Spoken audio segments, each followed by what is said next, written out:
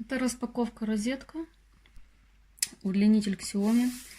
В коробке идет. Матовая прикольная коробка. Как всегда у Xiaomi.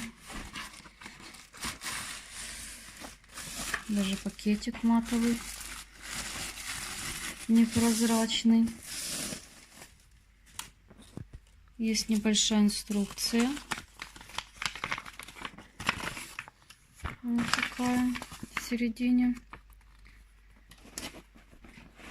Сам удлинитель. Серединочки держит его.